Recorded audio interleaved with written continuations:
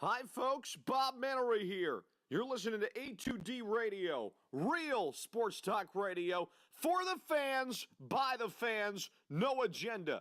These guys are the best in the business. Hashtag it. No notes.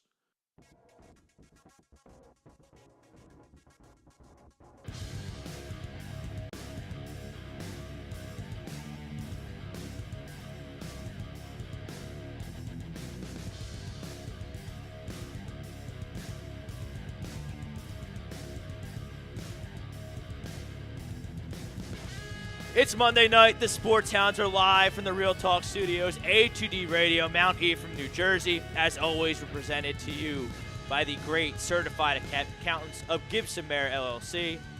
Tax season is here. Certified accountants, visit GibsonMayer.LLC.com. I'm Rob Brinkman, Brad Ryer, as usual, my co-host. Frank Vesby producing the show, as usual. And guys, baseball's in the air. Pitchers and catchers have reported to Clearwater and other various Arizona and Florida locations. And yet, the two big fish in the sea remain unsigned.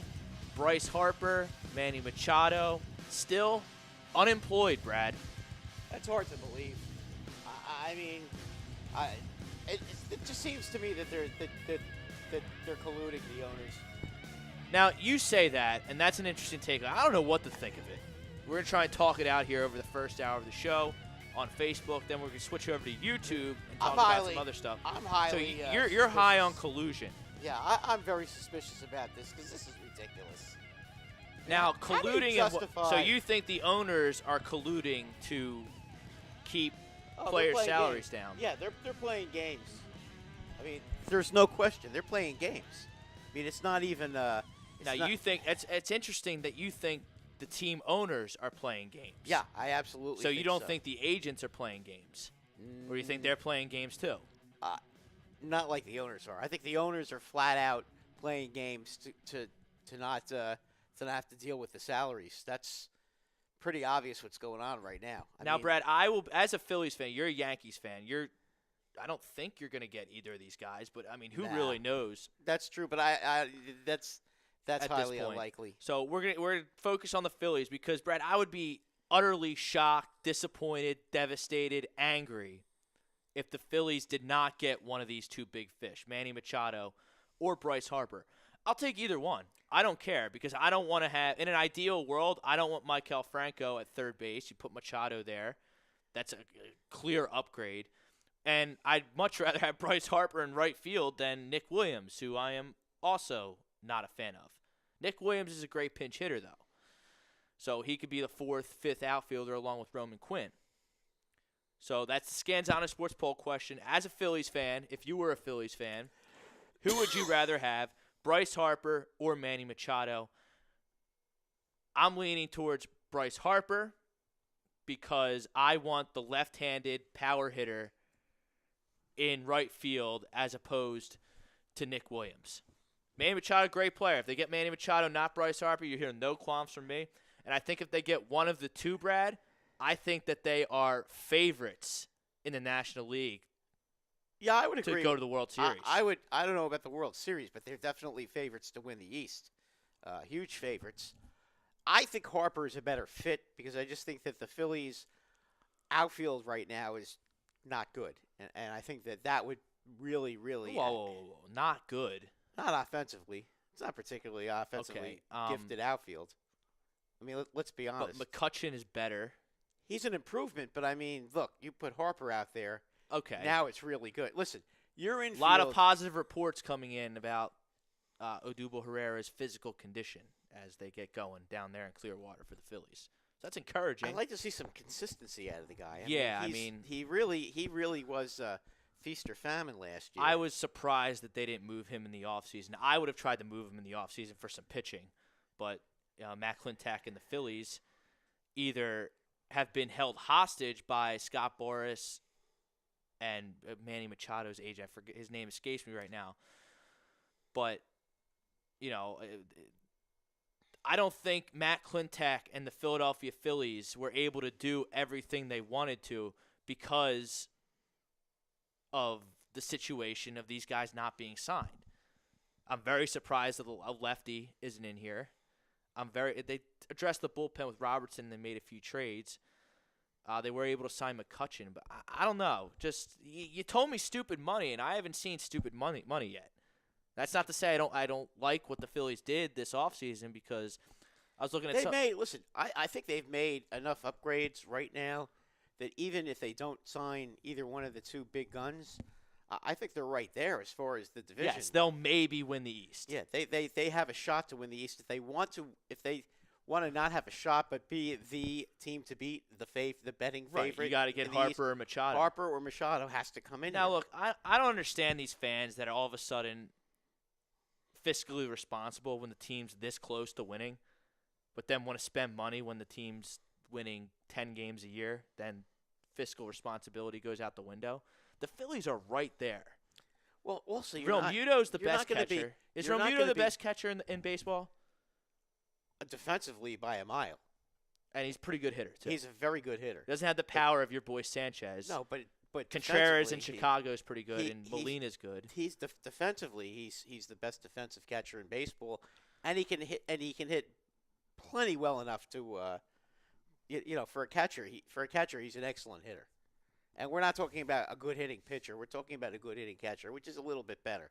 He's a pretty good hitter. I mean, I think he could develop more power. Yeah, how old is he right now? He's 28, 27. So he could still develop power. Right, you look up his age. He's prior to 30. Who, Realmuto? Realmuto, yeah. Realmuto, Yeah, I believe I think he's 28 or 27. So he could still develop power, and JT he's certainly playing in a. Realmuto is 27. Okay, so and he's playing in a bandbox, so he should be able to hit some home runs. Oh yeah, absolutely. You know, I mean, listen, I'm not gonna sit here and try to tell you the Yankees. Let me get back to. I want to get back to the payroll situation, because we broke down the payrolls last week, and the Phillies can afford to spend They can afford to spend $300+ million on one of these guys and not be hammered. They did a great job locking up Nola for $12.5 million a year over the next 4 years. An outstanding move. Yankees followed suit, did the same thing with Severino. I think that they're both on the same They're level. pretty close. I mean, I think that could be the AL and NL Cy Youngs this year, honestly. They could. I mean, both of them pitched well. Severino had a year and a half stretch where he was absolutely brilliant. He tailed off last year. The slider was not breaking nearly as much in the second half of the season as it was in the first. I don't know if it was him not getting enough rest or what have you. And supposedly he was tipping his pitches in the playoffs. The first couple times these young pitchers get near 200 innings, they hit rough patches. They need to develop. Yeah, I mean, Nola got tired towards the end of the season too last year. But I mean, look, both of them have pitched very well. I mean, I think Severino 2 years ago had a 2.96 ERA. Last year, 3.39. Nola was exceptional at 2.36.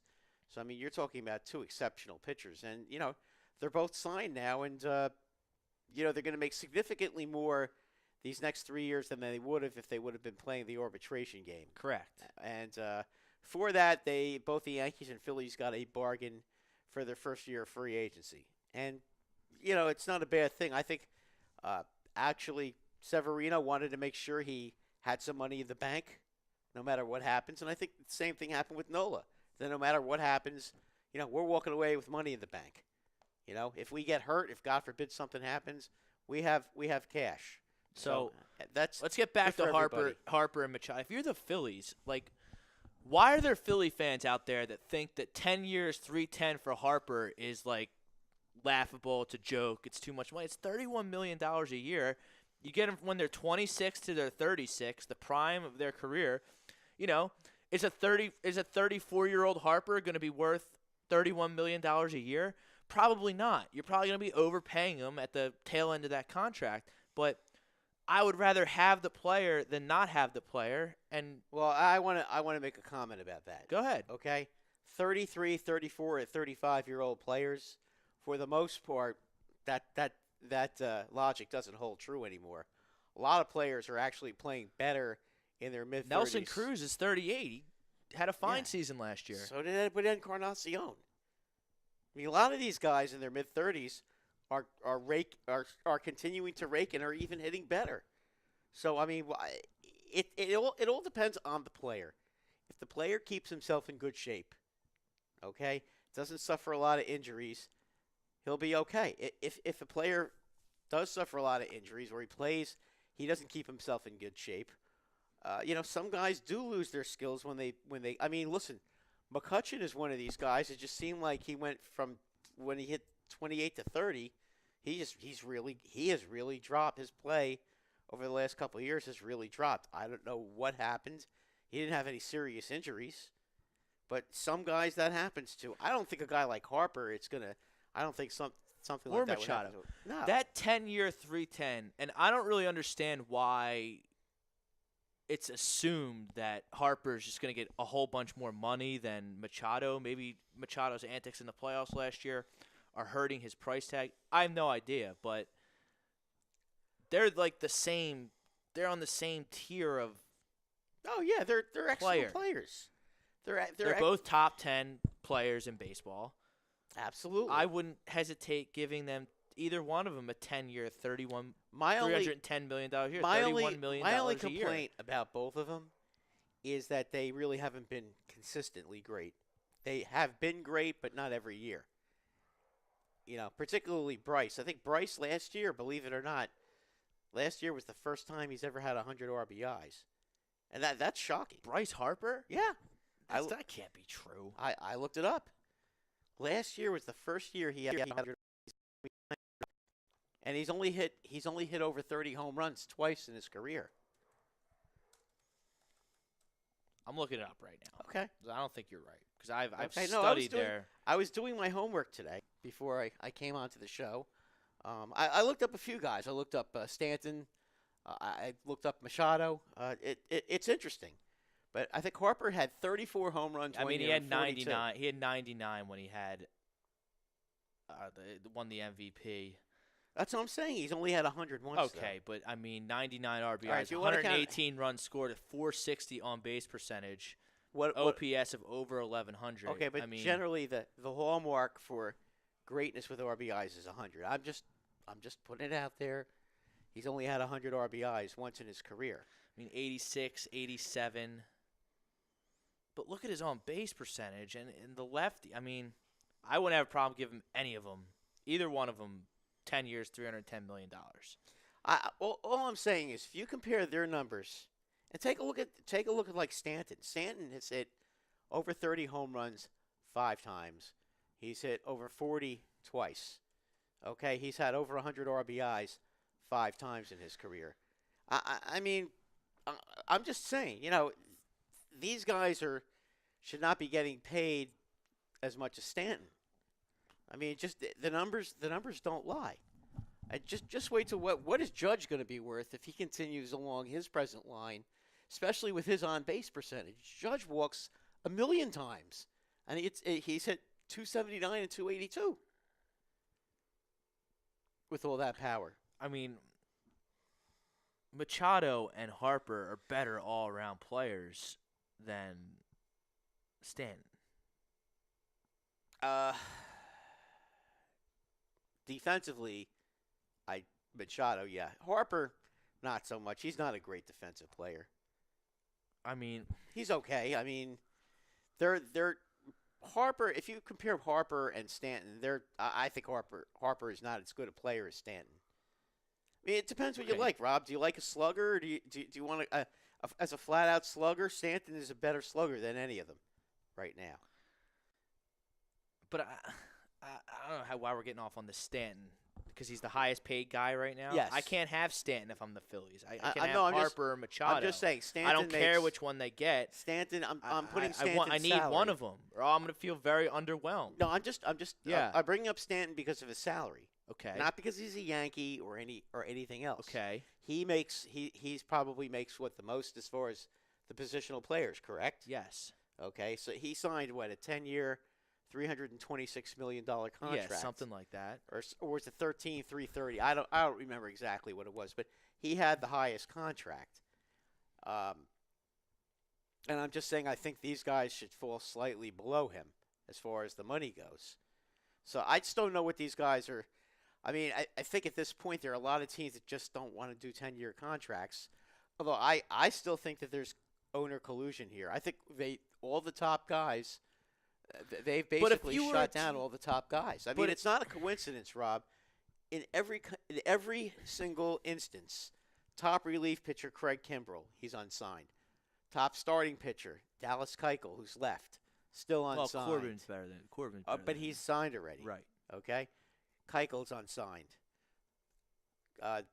Harper and Machado are both unsigned. I mean, that's not a coincidence. I'm sorry if it's one or two, that could be a coincidence. But when it's when you're talking starting pitching, the top starting pitcher, the top relief pitcher, and two guys who are arguably 1 and 1A for two great players who are available as free agents and not signed, these guys are colluding.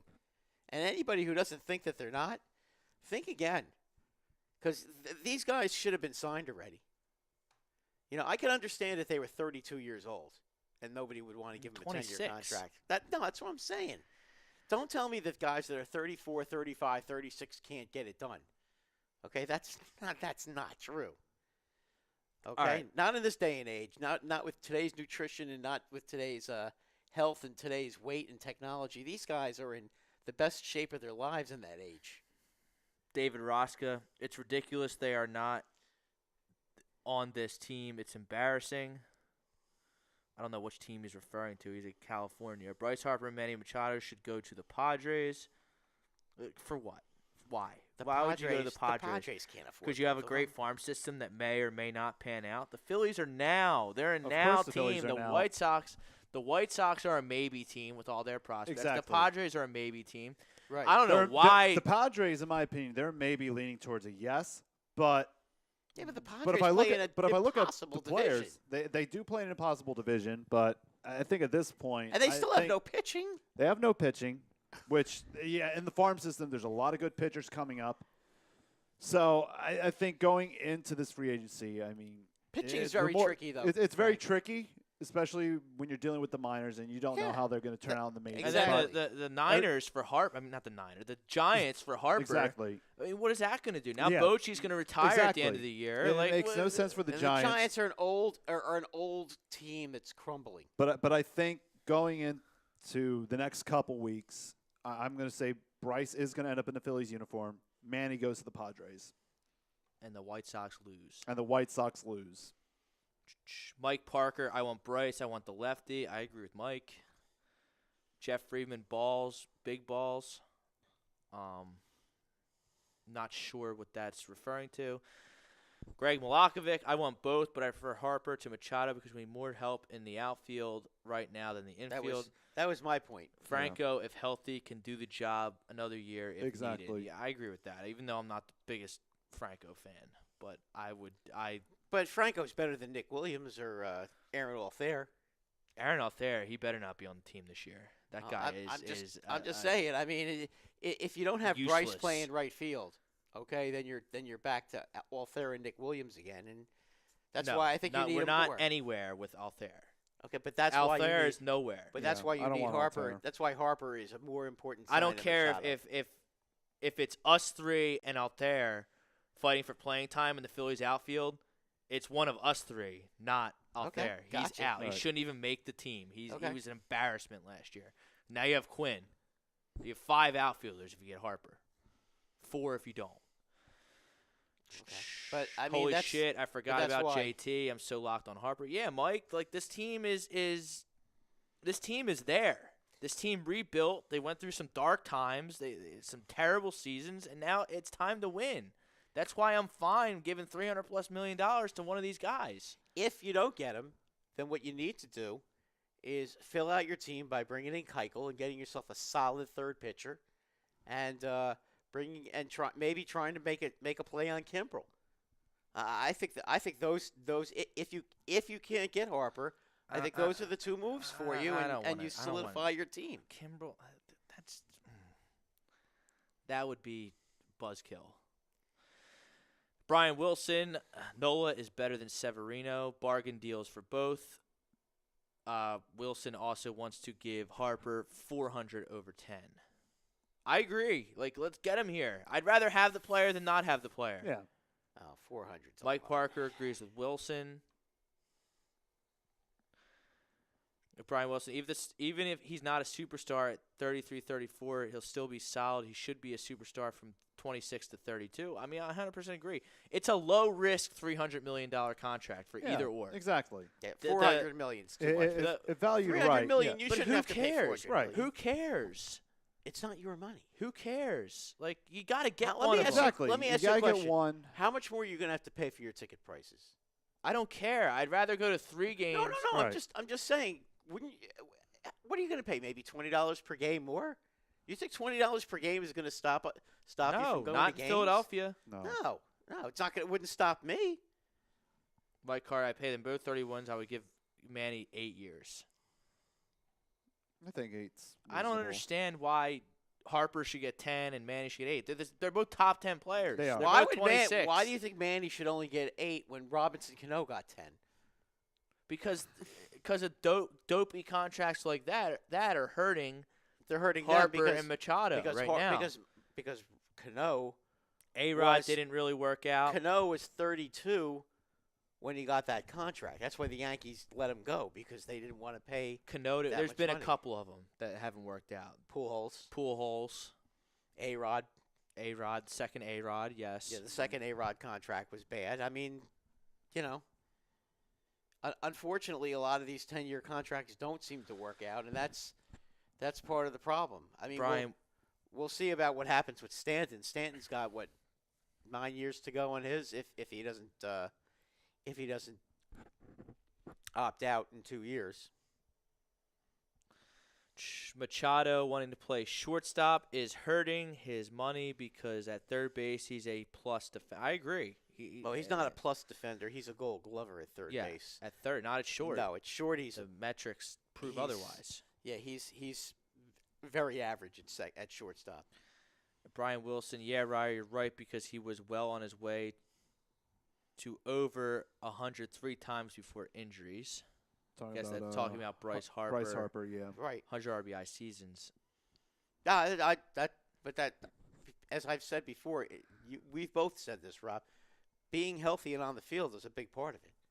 It is. I mean, But I wouldn't that's- call Bryce Harper or Manny Machado injury prone.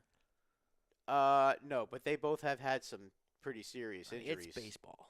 Yeah. Well, everybody gets injuries in baseball. I mean, it's the nature of the game. Mike Parker, if Harper signs first, are we still offering to Manny? Wouldn't be a good decision on his part to come here and go for a World Series. Yeah, Mike, they can't get both of them. It's either one or the other at this point. I mean, Unless they're I'll- both I'll going be- to take 5-year, Exactly. $200 million deals Exactly. at $40 a year. I mean, They're not gonna they're do not that. going It's to do not. that. It's not going to happen. They're not- Unfortunately, they pretty much, these guys have pretty much made up their minds that they want a certain amount of money, and no matter how long it takes, if they have to sit out regular season to get it, they're going to do it. Now, Mike, that's why I say just pay them both $31 million a year, and you can backload one of the and front load the other. You see, it's still the AAV is what counts against your payroll and your luxury tax. Right. So it doesn't matter if you front load or back load a contract. It's not the NFL. The AAV is what gets assessed to your payroll each year. And if you're over the $193 million threshold, Now it's $207 million. $207 million, then you have to pay luxury tax. So Right. And if you AAV, are AAV, which is average annual value, average Yeah. annual salary, average annual value. Yeah. That's what gets assessed to your payroll if each you're- year. It by the doesn't way, if matter you're- how you stagger the money. if you are $35 million over the cap, Yeah, Okay. over the $207 over million. the luxury tax threshold, you lose your first round draft pick. Mm-hmm. You have to pay, I believe, a 40% penalty, and that's pretty significant. Which is stiff. Yeah, so that's why the Red Sox, who are at $239 million right now, that's why they can't sign Kimbrel, because if they go over 242, they're going to lose a first round pick to go along with paying 40%, and they're already $30 million over. If they gave Kimbrel the 15 to 20 million that he's asking for, you know, you're talking about paying about $30 million in luxury tax, and even for the Red Sox, that's a lot of money. Plus, not getting a first round draft pick. So, I really don't think Kimbrel's going to re-sign with the Red Sox. I think that the Red you Sox can't have throw decided away. to You move can't on. throw away a first-round draft pick like that. No, You can't. no. David Rosca, Padres should get both. I mean, whatever. Ain't gonna happen. Whatever. I mean, I still think you're gonna get Manny. David, I don't mean to Rosca, be. but I don't mean to be a buzzkill. no. Okay, so I'm going to play devil's advocate. Okay, you get those two guys. Okay, who's pitching? I mean, who cares? If Who's you have those two pitching? guys. Look, if those guys want to take. First off, I don't understand how Rob, the they'll Padres. end up. First of all, they don't play in a hitter-friendly ballpark. No, they don't. But they would probably make the. If they got both of them, they would probably make the playoffs. Yeah. No way. They would. Not in that division.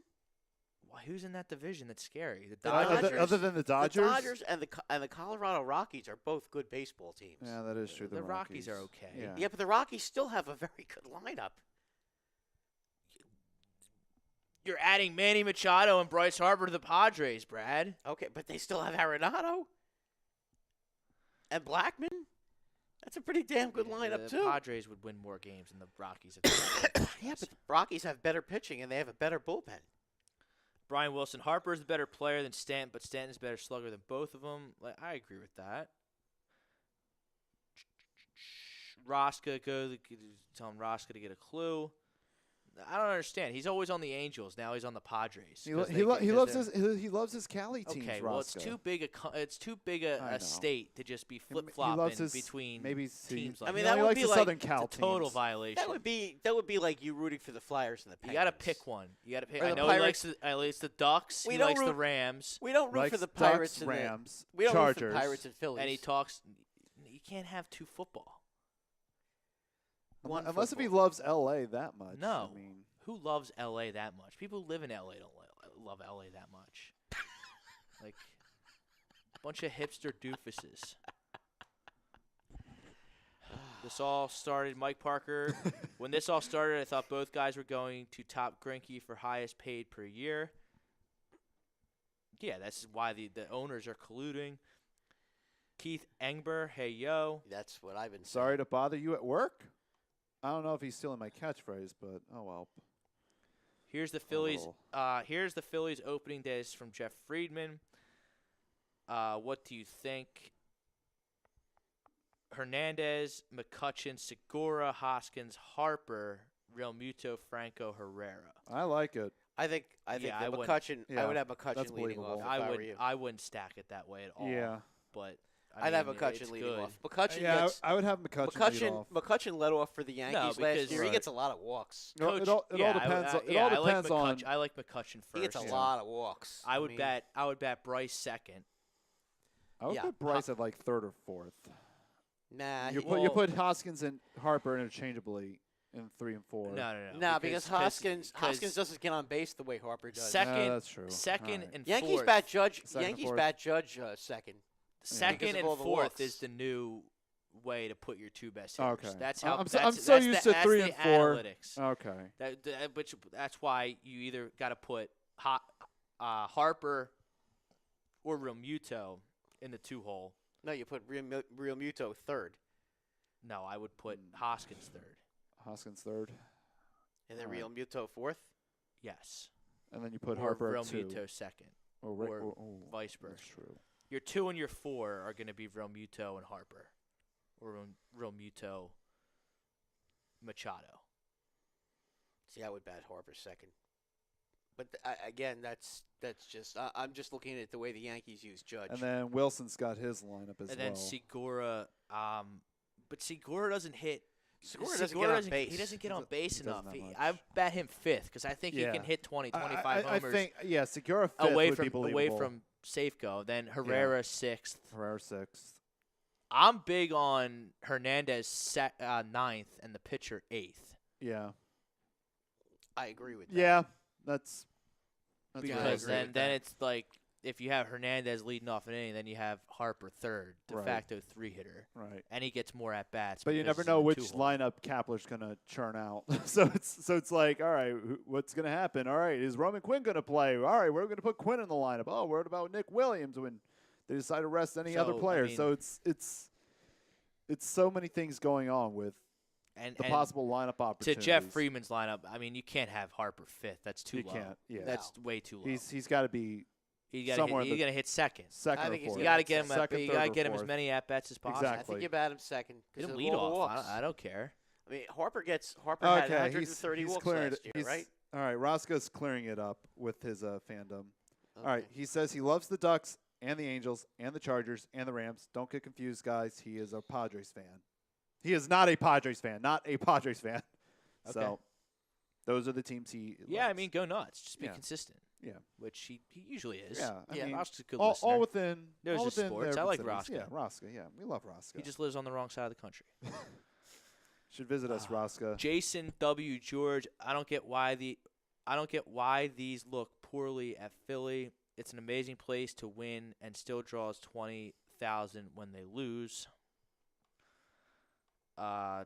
Yeah, I mean, Yeah. not everyone can take the heat of Philadelphia, New York, Right. Boston, D.C., I the mean, northeast quarter that of northeast, Pittsburgh. yeah. Our quarter Baltimore. is very difficult. and They are. demanding. You have rabid fans, you have rabid media, and Yeah. it's not for everyone. No, and you have to have Exactly. thick skin if you want to Right. play in I the mean, East. there's a lot of really good players that came to the Northeast Corridor and just couldn't. couldn't handle it. Zach Greinke being the one that comes to He's mind avoided the it. most. He's avoided it. You don't want He's to. avoided it. Kevin Brown couldn't handle it either. Kevin Brown. That's right. He was a disaster. Yeah, I mean, there's a lot of guys. There are a lot of guys who cannot handle these. Yeah. Ed Whitson, remember him? Well, What? he's you're too young for Jeez. Ed Whitson, but Ed Whitson, who used to pitch Yeah. for the Padres. Yeah. Yankees signed him. He won 20 games as a Padre. Yeah. Yankees signed him as a free agent. He couldn't get anybody out. Yankees Oh. finally trade him back to the Padres, and he wins Jeez. 20 games again. That's If you guys interesting. don't believe me, you can look it Jeff up. Friedman. Franco should have a good year with the protection on this lineup with Harper, that is. Jeff, I hope you're right. I don't see it. I'm out on Franco. His on-base percentage is abysmal. Well, maybe he's if not Franco, great. He's not great. maybe if Franco doesn't defensively. have, maybe if he doesn't have the pressure on him, of being the man and just being one of the guys, maybe he has a better year. I mean, maybe that's part of it. I mean, I'm not. If it happens, great, but I'm not betting on it or banking on it or anything like that. Brian Wilson, Nick Pivetta makes a jump to a really good pitcher this year. Okay. You're going to need him. I think Eflin's the best of that Velasquez, Pivetta,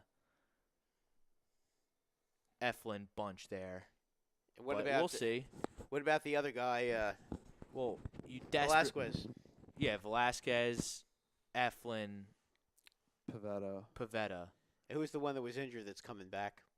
That's trying to Jared come back? Eichhoff, he Eichhoff. stinks. Okay. Maybe you can Just do something asking. in the bullpen for you, but yeah, I'm not in on him. And then you need Noah and Arrieta at the top, or you got to go sign Keuchel. Right. Arrieta's got to have a better year than he did last year. He was not good last year. Jeff Friedman, because Machado doesn't hustle. I mean, I think that was overblown. His antics in the playoffs last year were overblown. Was he a little bit scummy with some of his antics? Oh, yeah, yeah, absolutely. probably. Well, but the thing with Aguilar, it's not enough. It's not enough of being scumminess to cost you $70 million or however much No. extra money Bryce Harper's going to make. And I still maintain that Jesus Aguilar wasn't covering first base right. You can't have your bag on the whole, over the whole bag. You got to kind of straddle it and have it on the corner, so Machado can, have touch room, first. Have room to. Can't yeah, take up the Machado- whole bag. Machado did give him a little extra. He gave him a little extra. I think that's what got everybody mad. 8 years for Manny because of the market for him. But I don't understand why he's going to make significantly less money than Harper. I still don't get it. I just don't. Because for whatever reason, Harper seems to be. Unless he's telling teams that, hey, I only want to play shortstop. That could be it. Maybe he's playing I that don't card. know. I don't get it. I mean, another thing about Machado that maybe people don't know, Machado can steal bases. I mean, he's a very good base stealer. He can be. When he wants to be. It's a shame that Buck Showalter was his manager for all those years in Baltimore. And Buck he would didn't. just never. Buck wouldn't run. He might as well have just stood on the base and not even taken a lead. Yeah, well, yeah, he was a station to station manager. no doubt. Keith Embler, unless you answered already, do you think that Machado can help team where they need it more than Harper, especially for defensive purposes? No. I think that Harper is the guy for the Phillies because he's a left-handed power hitter. And he fits And right along with Hoskins perfectly. Yeah, and I don't want Nick Williams in my starting lineup. I'm sorry. I'd rather have Franco in my starting lineup than Nick Williams. So I think Franco has more potential. I think he's a better fit. Brian Wilson, He both just is. have had significant injuries, but yeah, I wouldn't say either injury prone, and I agree.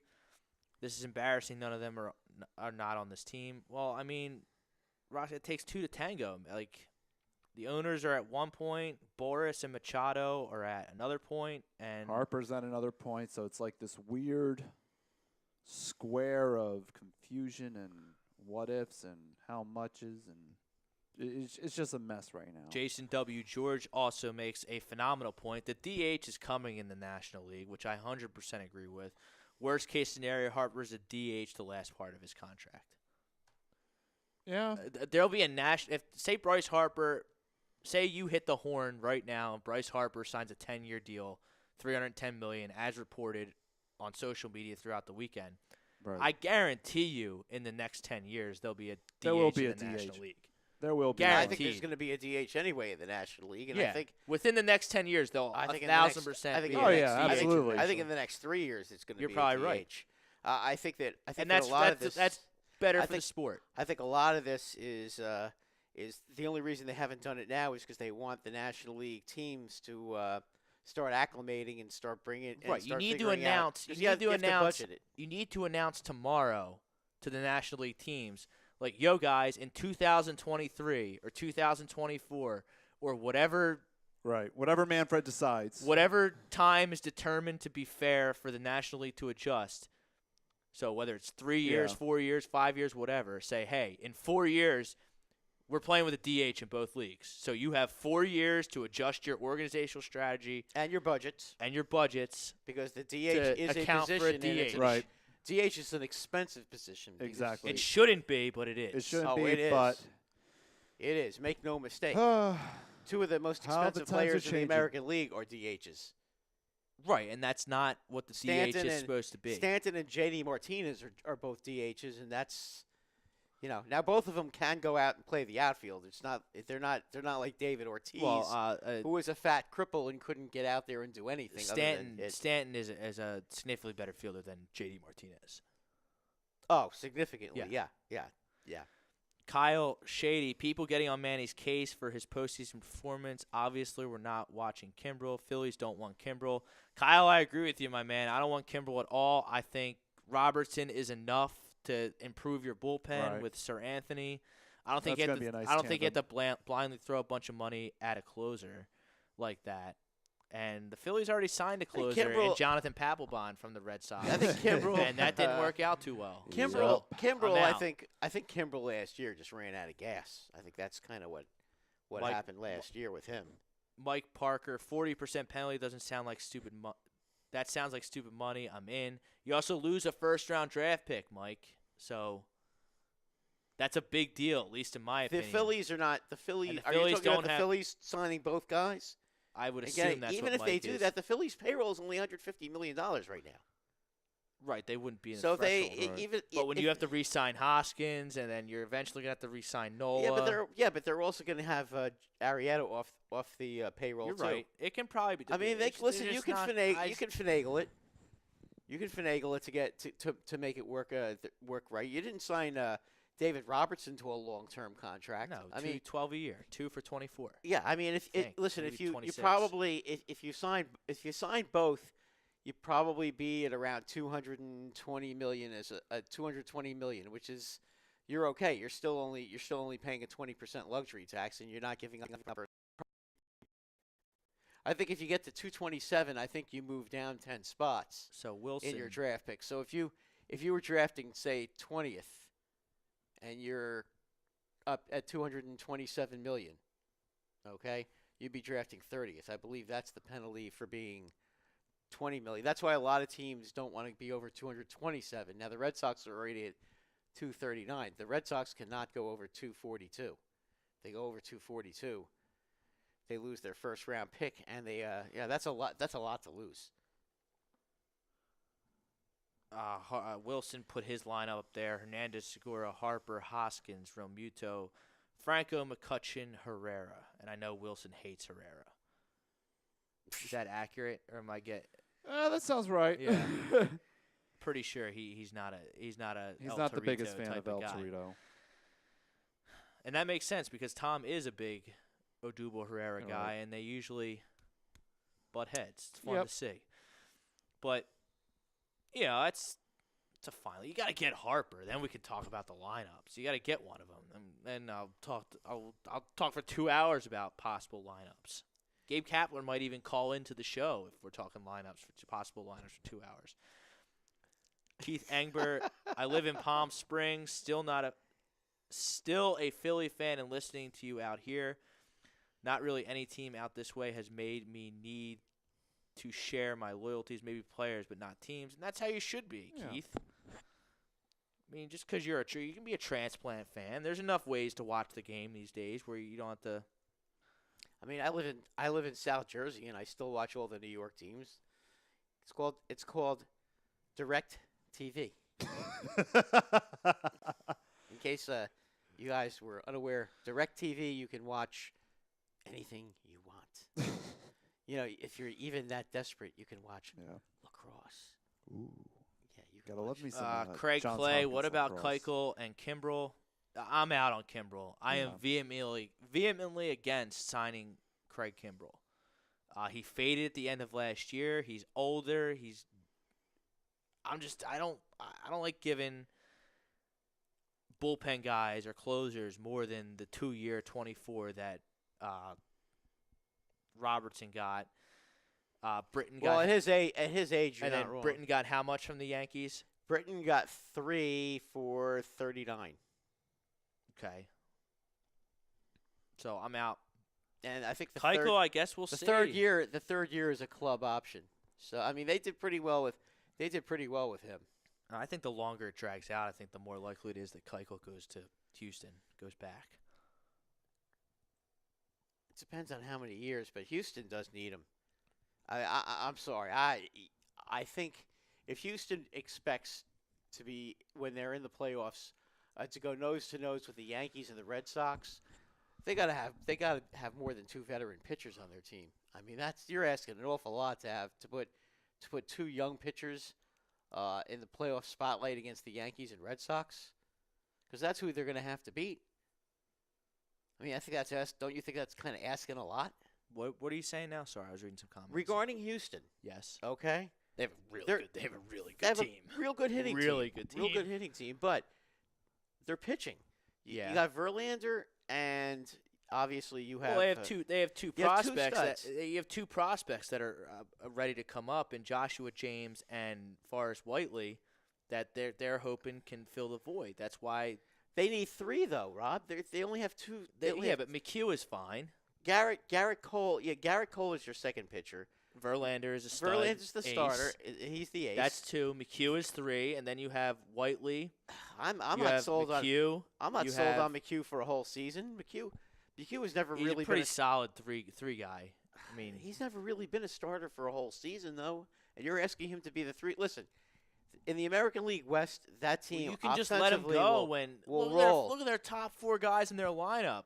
It's going to go Springer, Bregman, Altuve, and Correa. Correa, and Brantley. Brantley. Right, that's pretty damn good. And then Gurriel and Then you have guys. Gurriel, McCann, and oh no, McCann's on the Braves now. Sorry about that. Gurriel, who's their catcher now? I just had it up.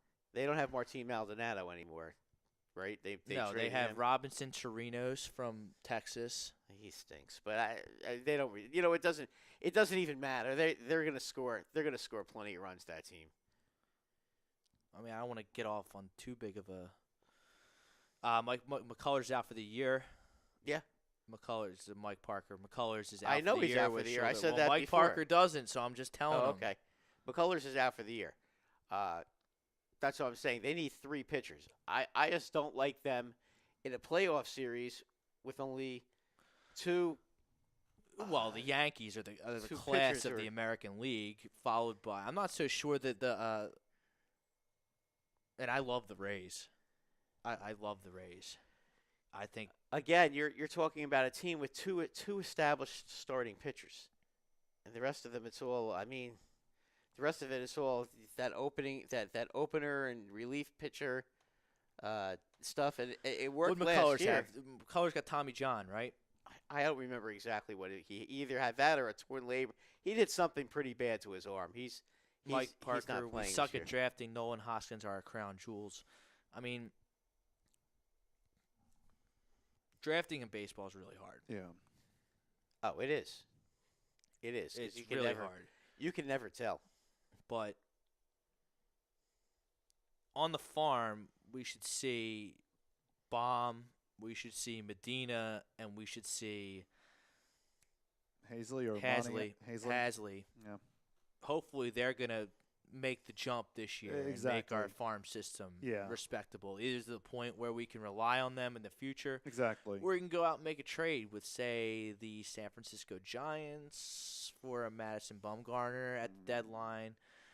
I'm not impressed with what the Indians are doing at all over there in the Central. Still have the best starting rotation in the American League But if Central, they fall though. out of favor, wouldn't it make sense for them to get what they can But this for might some be of their this might be their starters? last. This might be their last hurrah. I mean, they could go the same way as Kansas City and just go for it this year, and that would be it. Because I mean, obviously they're not going to be able to pay it. Well, maybe they will, because you know what I mean. They got rid of Encarnacion's contract, right? They didn't Yes. re-sign Brantley. Well, they need to.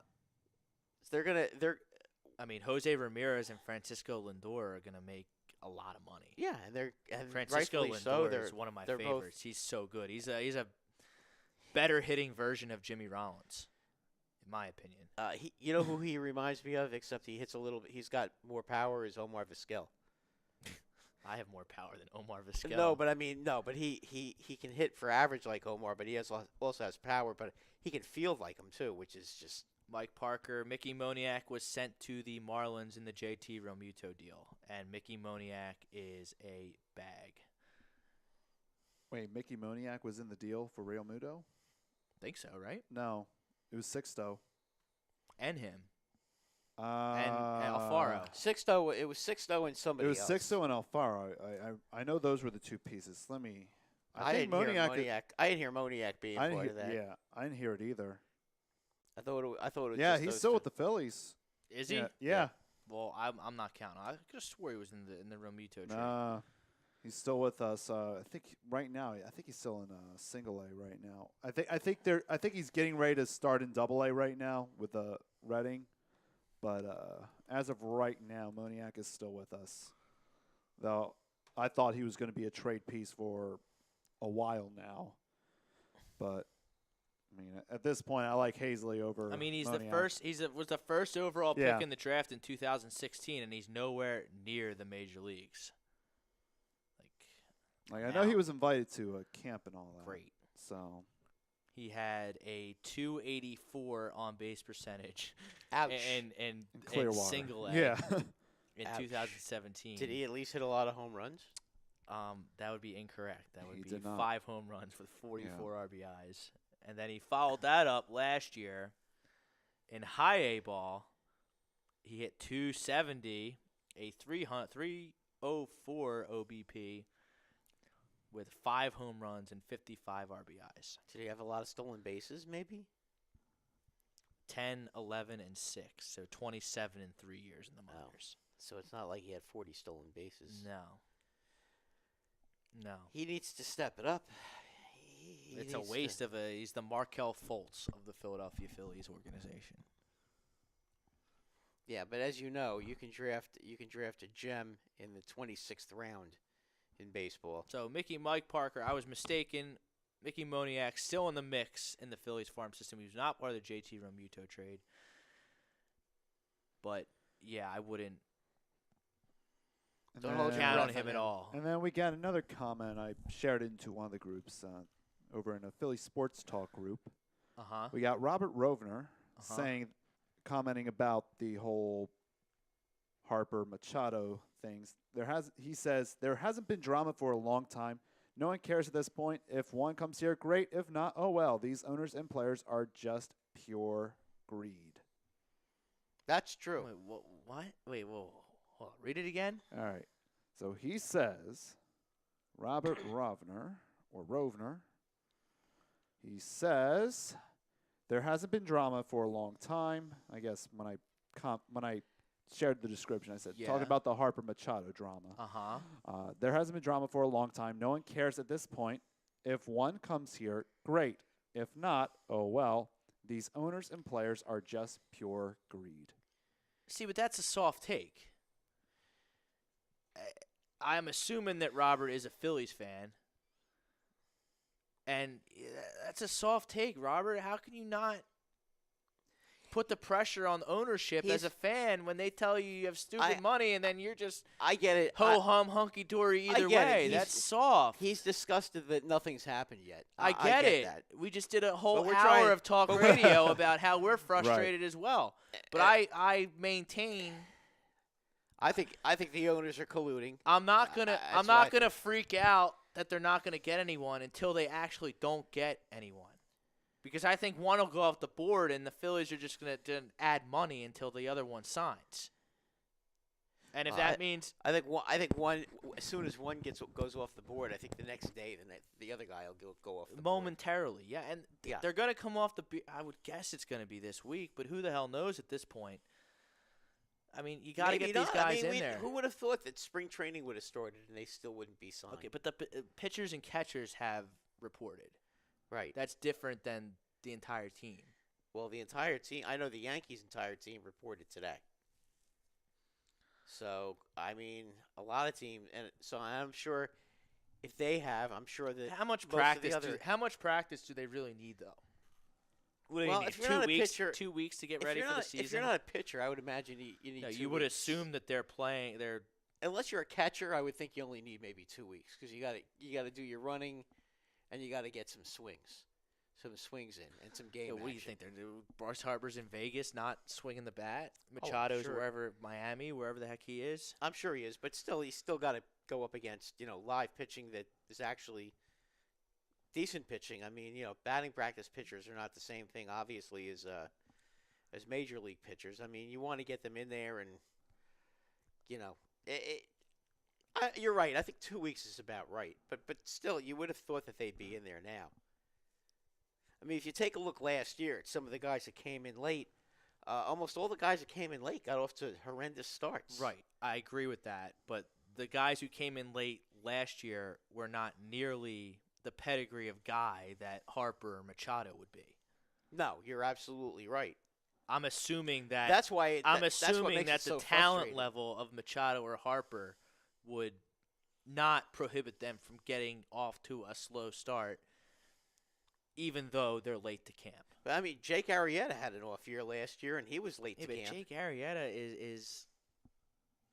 I don't think he's that good. No, I don't think he is either. But innings, I'm just saying though, he still didn't have a very bad good attitude last year at some points of the season. Mike Parker's canceling his MLB package if they don't. I mean, that's your prerogative, Mike. But even if they don't get Machado or Harper, they're still going to be in the mix for a playoff berth.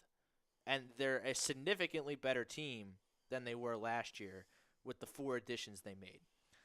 So yeah, they made some very solid. Very solid additions. Roto Champs, who I rely on for various baseball projections, has the Phillies as an 85-win team now. I think that's super conservative. I think you look at a team that won 80 games last year, and they add McCutchen, get Reese back to first, bring in Segura and Robertson in the bullpen. That's and Real Muto. That's more than. That's got to be 5 more extra than 5 wins. wars. That's a 90-win team. That's better. That's more than 5 WAR. That's got to be at least 8 to 10 WAR. I think they have a 90-win team right now. I think right between. And 80, I think if they get, I think 88 to 92 in that area. Depending on Depending on Harper and some breaks. Machado, then you're going to be between 95 and 100, and that's definitely going to win the East. Yes. I think it'd be more. Honestly, if they got Harper, it would be between 92 and 95, 92 and 96. But we both agree that there's significant favorites in the East. Yeah, I just think the in East is a adding little better than it's been in the past. That it is, because the Mets have Yeah, they're spent not money gonna- and improved. Yeah, and Washington is still going to be able to score runs, and they added Corbin to their pitching staff. right, and the Braves The Braves are the have become a defending decent champions. team. Right, so you're going to have a little bit more competition there for sure. Jason George, the frustration of the free agents is a product of social media. The news of them not signing is constantly on our feeds. 10-plus years ago, we got weekly updates. Today is literally hour-to-hour updates. Seeing it as much as we do is actually what makes it frustrating.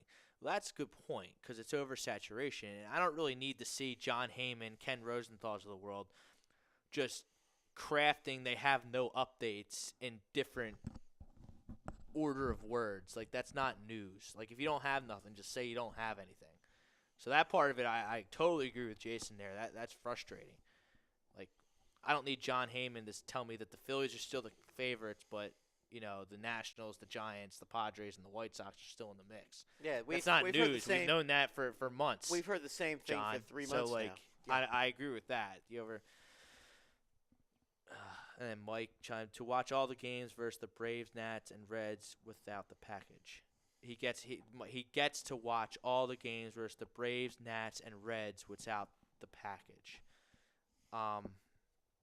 Yeah, I mean, I guess it depends on how big of a Phillies fan, how invested you want to be in the team as an out-of-town transplant.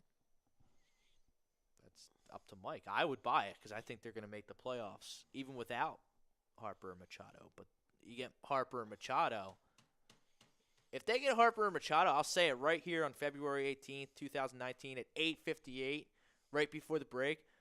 A Manny Machado or Bryce Harper signing puts the Phillies in the Fall Classic. They're going to the World Series if they get one of those guys. 1,000% convinced I of it. think they need one more pitcher. I would Who's to say they won't get him, though? I would So- wait till July to do that at the trade deadline. If they do that, let's say they add a Kluber or a Bumgarner. Or Bauer or Or Bauer, Carrasco yeah. or whoever. Stroman if has they been acquire- begging for a trade at Toronto. I would love Marcus Stroman. I love his attitude. I think that Stroman, if you put him on the right, he had a horrible year last year. Well, he's in Toronto. And Yeah, he he's pitches, also- he pitches 65% of his games against the Yankees, Red Sox, and Rays, or Yeah, three that's really true. good teams. That's true, and he's also completely aggravated. I would say though, if you put Stroman in the right team, he's got that. That's a guy who has a lot of ability. Now, Jason George, I have not confirmed this to be true, but Jason George's claim is the Phillies are offering free MLB TV with purchase of partial season tickets. Oh, where'd it go? Great perk. That is a great perk. That is a nice perk. How much does that normally cost? I don't know. I've gotten it the last 10 years. I probably still will. The statement is just a sarcastic way of shooting my don't get one of them. Yeah, but Mike, let's be a little positive and let's wait till they don't get one and then be frustrated. Because I'll be standing on top of this table right in front of us if they miss out on both. If you tell me you have stupid money and you don't get Harper and Machado, I'm going to be furious. I would Especially be if they're shocked. Especially if the rhetoric is, oh, we're just going to wait for Arenado or Trout to hit the open market when there's absolutely no guarantee that either of them are going to hit the open market. I would be. And would I be don't think shocked Trout's. if they I don't get think one of Trout's those. going to hit the open market at all. I think he's going to sign an extension with the Angels. 'Cause, frankly, based on his Twitter, I think he's sick of Philly fans asking him when's he going to start playing for the Phillies. He doesn't want to play at home. It's too much of a hassle. That could be true. I mean, was it you that was saying he wants to keep his It's his possible. Yeah, business I've said that on before. the West Coast? I don't know mean, Mike Trout. I don't know his representation. I don't know what goes through Mike Trout's mind, but I you think he know, likes to come here in the winter and watch the Eagles and do all that and do that whole kind but you know, that whole kind of thing. I don't know he doesn't about want the to shit summer, where though. he eats. You know, That could be very possible. it's a honestly But probably listen, a smart way to think you of can't it. sit there and say, "Oh, well, we're not going to sign these guys because we want to try to get these guys in the future." No, that's There's soft. no. First of all, you don't know that either one of them are going to be available, and number two, you are in a position. You're not like my team where you're already at 219 million payroll. Yeah. And if you sign one of these guys, you're going to lose your first round pick. You're going to be paying 40% luxury tax. We're not in a position to do that. You guys are. And you know what? The Phillies are in a position right now where the Yankees, Dodgers, and Red Sox, and for the most part of the Chicago Cubs, They can't are afford it. not They're not in on these guys. on these guys. You should be able to blow these other teams away. I agree. Just do it and get it over with because we're all tired of watching it. Well said. Let's take a break. HUD Radio talking MLB, NBA, bracketology, NHL. On the other side of YouTube, get the link from our various social media pages. HUD Radio, Sports Hounds. We'll be back right after this.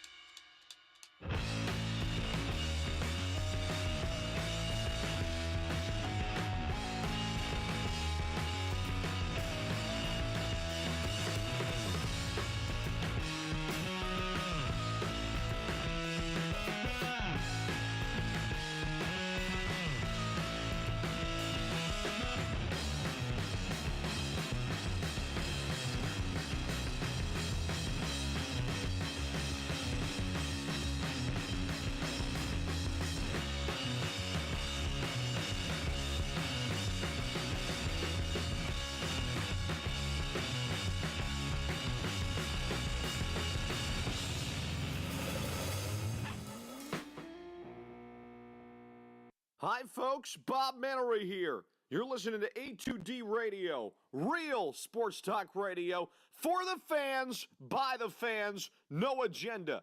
These guys are the best in the business. Hashtag it. No notes.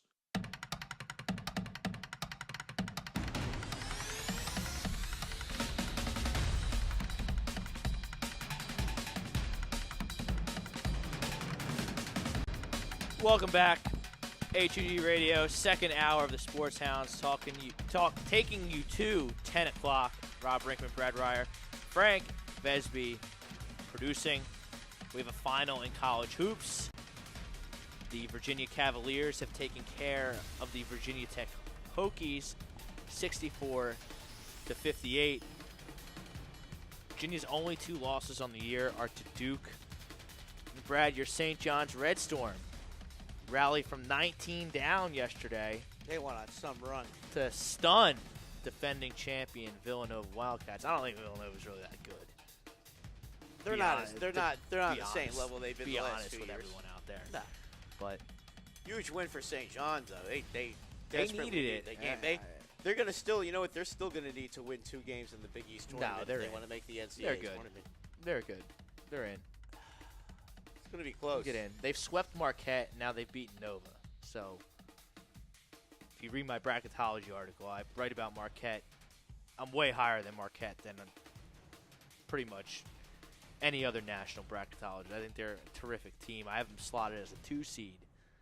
So for St. John's to have a season sweep over Marquette, Where is St. John's as far as the standings? And are they 500 in the Big East? yeah. Pull up their resume right. They only have 7 losses.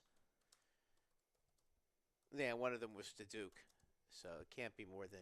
And, I mean, Duke is just Duke is too good for them. They're not. Duke's too good for everyone. It's the diaper daddies of Duke, baby. They're probably going to have the top 3 picks in the draft unless Yeah. someone picks Morant instead.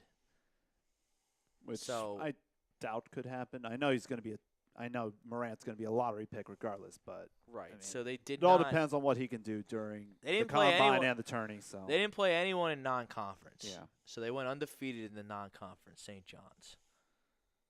So all their losses, they have 7 losses in the Big East, which isn't great. But you sweep Marquette, What about their you beat What about Nova. their wins? Are they over 500? Big East standings. They're gonna get the Yeah, bubble's they'll not get that strong. They're Yeah. gonna get in. I'll pull it up for you though. I think they're going to get in St. John's. Yeah. You watch them play. They're third in the Big East. Yeah, they're going to get in. What's their Big East record? They're 7-6 in the 7 and conference. 6, which is Okay, they've got to be 500. That's Yeah. all. they got to be gonna 500, get have a in good either showing way. in the Yeah. in their conference tourney. So win a game. So win a game in the conference tournament. yeah, Big game on Wednesday for them. Now they can't be losing twice to Providence. right. Yeah, Providence. That cannot happen. It's a shame with Providence. They have talent, but they can't. Yeah, well seem they to put get it together out. against St. John the last time they played him. They just Right. buried him. Because now you got DePaul. DePaul. DePaul yeah. is not a pushover anymore. But it's Duke's to lose this year with their 3 freshmen and Trey Jones. They're going to have 4 first-round picks on their team. That's pretty remarkable. Yeah. I mean, they are unbelievable when it comes to I recruiting. think the second best team in the country is Virginia, and Duke swept them. Did I hear correctly that Rick Pitino won a championship overseas? He coaches in Greece. Yeah. Yeah. He's an idiot. I mean, he's just totally embarrassed himself to this Let me point see, where I which- don't which understand what he's team? doing. In Greece, so I can figure it out. Yeah, I don't know what he's doing. 'Cause Oh, he was of on course, Get Up with Panathinaikos. Greeny or whatever that show's course. called. He said he Yeah. didn't want to coach again. Then the Yeah. next day he Then he says go- he then he- wanted to coach yeah, again. then he- Now he's in Europe winning Yeah. championships. With the best team in Greece, with Panathinaikos. So, yeah, Cool. yeah. Good for him. No, nobody said he can't coach. He's just a kook. Yep. He wants it a little too much. So You check know. out for Bracketology. That has been emailed to the higher-ups, and I'm sure they will post it promptly. Yes. Yes. Unfortunately for Rick Pitino, the Jesse Ventura motto does not work in college basketball. What's the Jesse Ventura? Win if you can, lose if you must, but always cheat. Yeah. Well, That was his famous quote that he used to say every week when he was commentating with Gorilla Monsoon back in the day in WWF. the good old days of WWF. Yes. Yes. He was hilarious. So, Brad, we got NBA starting up. Sixers will play the Heat on Thursday. Right. Let me pull up these standings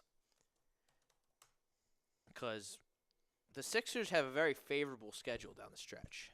They can really pile up some wins starting on Thursday in Miami. And it looks like we're going to be having a little A2D outing at a Sixers game on March 18th. Yeah, very 16th plausible. For 15th against the Sacramento 15th. Kings. Yeah, 15th against the Kings. So very there's possible. There's no way they lose that game. Yeah. We're all in the house. Right. Brad, you're not allowed to come. Greg already told me you're not allowed to come. The Jinxes are ready to go out there and ruin everything for the Sixers now. So you got the 21st. You got the Heat. The Trailblazers, a hard game. The Pelicans, they should That's win a that win. game. Yeah. Then you go on the road to OKC. Not easy. Not easy. Then you but got could be winnable. Then you got the Warriors. So you got a tough Yeah. little stretch here coming out of the break. Then you got the Magic. Then you got That's the a win. Bulls. That's a win. Houston's not good. The Pacers is a team you got to beat. Yeah. Cleveland, and then that's our game was against the Kings. And Yeah, you, I could and see you like, also play I the could see like 6 or 7 in you a row. play at the that point. Bucks on the road on March 17th. That's a tough game. There. You play Boston at home again on the 20th of March. Another tough game. But other than that, Is that I mean, 3 these- games in 4 nights? No. No. I thought you said 17. 17th, 19th, 20th. So you get the Hornets and the Celtics. So the Celtics is the 17th, second. 19th, and 20th. That's 3 games in 4 nights. That's a lot. Yes. Boy, that's who made that schedule? And Boston is the third game, which that's. I mean, it what, is what did is Danny what it Ainge is. make that schedule or what? Probably. And then you also play Milwaukee at home. But I hope Brett, because I mean I'm still salty about that Celtics loss because Oh, yeah, I thought absolutely. Brett Brown coached a horrendous game, despite what the boys on Agree to Disagree tried to convince me of. I know what I saw in that game, and it was piss poor coaching by Brett Brown. It was just he it was, needs- it was just piss poor he performance needs- from everyone. He needs to maximize the talent on this team. I mean, that's plain and simple. Coached a bad game. He Let- got clowned by Brad Stevens again. Let's be honest. And Joe Embiid got clowned by Horford again. If the Sixers, Everyone wants to look around and Rob, wonder if why. the Sixers don't make the finals, is Brett Brown out? No, So he gets another chance, or do you think it depends? he's probably going to get another chance regardless. All right. I mean, I could see if they lose a tough 7-game series in the conference finals, maybe. But boy, if they get spanked in the conference finals, I don't know. I think this is a They're very too demanding good to get. fan. They're Right, This exactly. is exactly. That's well, the fans whole point. fans don't run the team, which is an advantage for the Sixers. Yeah, thank God. Because you got- I mean, even though I was very critical of, calling Ben Simmons a bust. I mean, yeah, well, those people are just stone They're- morons. yeah. Even though I was Bunch of very lemons. critical of Brett Brown after the Celtics games, I think he did a bad job. I think that his strategy on offense and his rotations were not – see, because Brett Brown coaches the same whether he's playing the Hawks, the Kings, the Warriors, or the Thunder. It's the same. The Celtics, whatever. You coach differently and you have different rotations against upper echelon elite teams like the Celtics. And he didn't do that. He coached like it was any other Tuesday night against the Phoenix Suns in that game against Boston, and it was unacceptable. Furkan Korkmaz and TJ McConnell don't do anything that's going to help you win against Boston. You need Dylan Ennis, who didn't play at all in the Boston loss, which is inexplicable to me. You bought him in to be a half-court defender. You don't use him at all. You put Furkan Korkmaz out there. I think he's got to learn. Furkan Korkmaz, I'm sorry. He's got to learn how to use his talents a little bit. But I mean, look. And right now, it's about what happens in the playoffs. You know you're going to make the playoffs. Okay. So it's not just a bit. You need to beat some of these teams coming down the stretch here to. I think they prove will. You belong. I think right now they don't belong. Oh, they even though I love their starting five and the mix of skill sets that they have, you got to beat these teams sooner or later. I thought Boston, that game against Boston, with Kyrie not playing, was a perfect opportunity for Brett Brown and the Sixers to assert their dominance on a team that I think they're more talented than, especially if Boston doesn't have Kyrie Irving. So I don't understand how you can just fall into the same traps against Brad Stevens teams every time.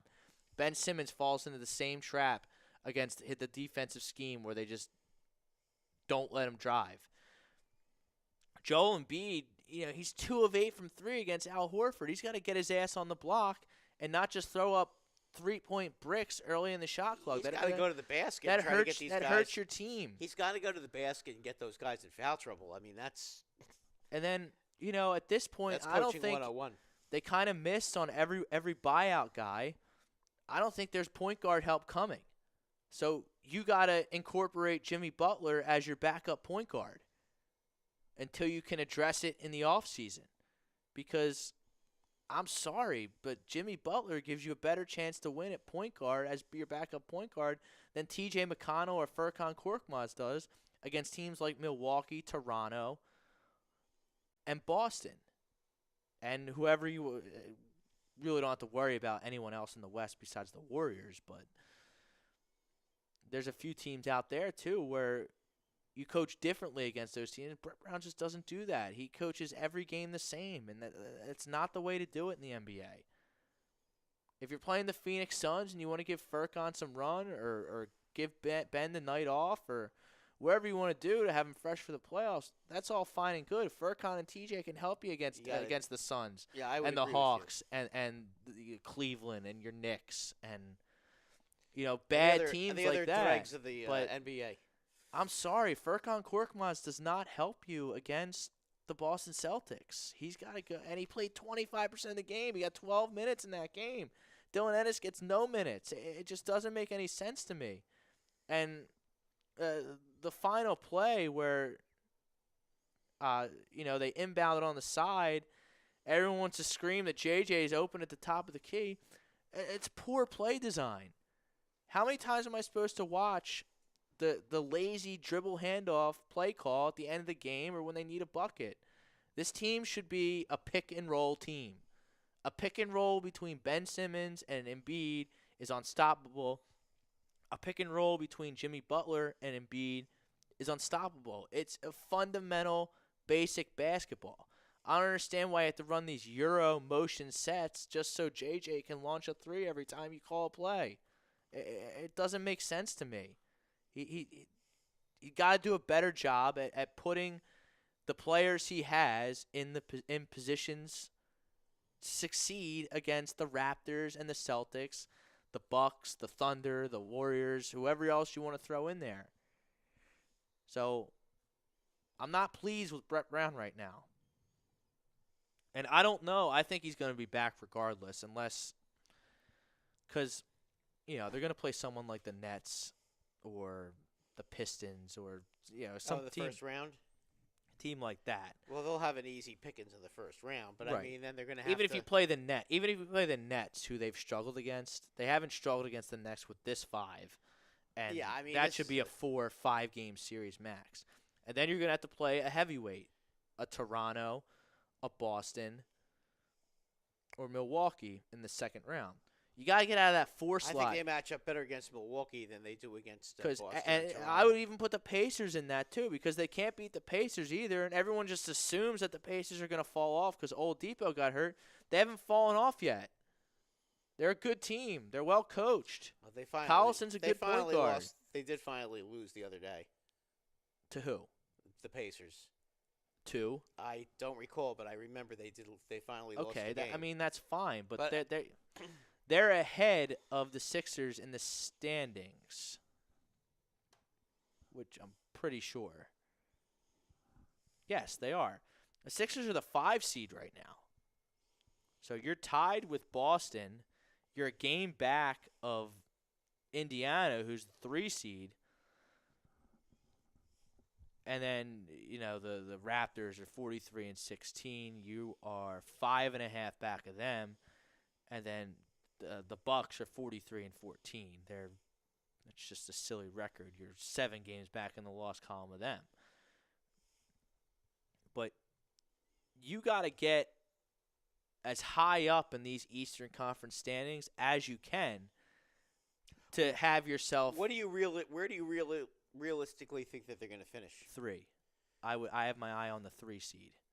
Milwaukee, Toronto will be 1-2 in whatever order. It seems like the Bucks have the Raptors number, just like the Raptors have the Sixers number and the Celtics have the Sixers number. You got to get up to the 3 seed, because that way you'll play Brooklyn or Charlotte or Detroit in the first round. Because you want to stay out of that 4 or 5 slot. Yeah, because that's going to be. Because then you're going to have a hard first round series. It's probably going to go 6 or 7 games. Yeah, because and then you're going to have to go through the gauntlet of Toronto or even Milwaukee. if you get through the first round. So you want to play. You're going to be all stretched out and tired from that series going into another one. So. Brooklyn, Charlotte, Detroit, Miami. Yeah, they got to get through those as quickly as possible. Yes. Because the other teams will. See, I'm trying to avoid Toronto until the finals, the conference finals. Because if you come in 3rd, I think you're going to end up facing them. If you come in 4th. Well, if that's the case, then you face Milwaukee, and Toronto could overtake Milwaukee. That's true. For the 1 seed, so you don't can't, know that. Yeah, and but I would rather risk facing the Raptors in the second round than facing the Pacers or the Celtics in the first round, and then having to go through the gauntlet of Toronto or Milwaukee in the second round. Yeah, I think they'll be fine against the Pacers. I do. I can't imagine the Pacers beating them. Oh, that's not. That hasn't been the case. What is their record against the Pacers? Frank, can you look at the record against the Pacers? It's not good. The Sixers record? Yeah. Let's see. And their record against the Raptors and we Celtics. We know it's been bad against those teams, but I just don't understand I think how they've had some success against Indiana, though. I think they'll be fine against Indiana with their new look team. All right, the Sixers are 2-1.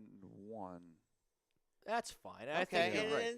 and they don't have Oladipo anymore. So yeah, that's probably going to be a cakewalk for. I wouldn't say the Pacers would be a cakewalk. They should win at 5, maybe 6. I say 5. 5 would be believable. They should have very little problem with the Pacers. I mean, look, the Pacers have played well with the injuries, but I mean in the playoffs, that's where the men and the boys separate themselves, and I just don't think that there's any. Are the Sixers men or the Sixers boys? Oh, I think they're. I think that team. That team. Well, they don't play like men against the Raptors and the Bucks and the Celtics. Yeah, but I think I don't understand how a coach that gets past them, that can do no wrong, according to some, and Brett Brown can continuously get clowned the same way each and every time by the same coach and Brad Stevens. I don't understand. You got to do something. You got to maybe start Ennis and bring JJ off the bench against the Celtics. You got to do something to throw a little wrinkle at Brad Stevens. What Brett has to do is he has to take a look at the tapes in these games and see what exactly it is that they're doing. Well, I'm hoping and figure out a counter. And he never seems to. They always seem to fall into the same traps every time. And that's another against these good coaches and these good teams. Brett Brown's always playing catch up. Yeah, he calls timeouts to adjust, and it goes okay for a while. But then the other coach adjusts, and then he's back to playing catch up again. That's how every Sixers Celtics game go. Is Brett Brown playing catch up to Brad Stevens' strategy and Brad Stevens' adjustment. And if you want to tell me the only reason that the Sixers lost that game to the Celtics before the All-Star break was free throws, And, I mean, we just didn't watch the same game. I don't know what to tell you. Did they miss free throws that they should have made? Yes. I think Ben was 2 of 7 in that game from the line. Jimmy was 4 of 7, which he's usually pretty good from the line. So I'm not going to kill him for that. Yeah, But it just seems like for when whatever Joe is reason, 2 for 8 for 3, I mean, Joel Embiid should not be taking 8 threes in a game. No. Period. No. You want to sprinkle one in to keep the defense honest, stretch them out a little bit. That's all fine and good. Yeah, but he's But doing them a favor. if you're throwing up bricks time after time And he's early not in the shot underneath- and clock, he's not underneath the they're just going to basket. stand there and let you keep shooting threes. And he's not underneath the basket to get the rebounds, which is another strength of his is getting rebounds. So I mean, it's a double-edged sword if he's out there popping, shooting threes, and if they're not going in. And I don't want to make this kill Brett Brown segment, but I mean, he cost them the game against the Celtics. A game that you really had a chance to get one against them because Kyrie wasn't playing. So Are the Celtics a better team without Kyrie? that 'Cause gets that- brought up, but I mean, I Yeah, don't I see just started how to not wonder. having Kyrie on the floor makes you a better team. I mean, it's a talent of all the 4 major But they sports. play- The NBA But is they play more like a team. It seems like when Kyrie's not there, they seem to pass the ball around more, and Kyrie doesn't. I mean, I bet you if they had Kyrie last year against LeBron in the Eastern Finals, I bet you the Celtics would have played the Warriors in the finals and not. that's entirely possible. So, of all the 4 major sports, the NBA is the most talent-driven league because you only need 5 starters and 2 or 3 reserves to ultimately win a championship. So, to say a team is better off without a first-team All-NBA point guard, which is what Kyrie Irving is going to be this year, he's having an unbelievable season, I don't see it. They have a good team top to bottom. The Celtics and the Raptors are 9-10 deep. So they can withstand a losing Kyrie for a week or two. When push comes to shove, that team's going to need Kyrie Irving to get to the NBA Finals. They won't beat the Sixers 4 out of 7 games without Kyrie Irving. They won't beat the Raptors or the Bucks 4 out of 7 times without Kyrie Irving playing. Okay, here's a question for you. Yes. Okay, who do you think out of the 4 teams? Okay, and I'm throwing Indiana out. Okay. Would give matches up best against the Warriors from 1 to 4. Well, the Warriors have 5. No. And the Sixers have, Between the 4 teams in the East, yes. who do you think matches Okay. up best from 1 to 4 against the So Warriors? you want me to rank the teams in terms of who matches up best against the Warriors? I think the Sixers match up the best with the Warriors because they have a dominant center in Embiid, and the Warriors don't have anyone that can cover Ben.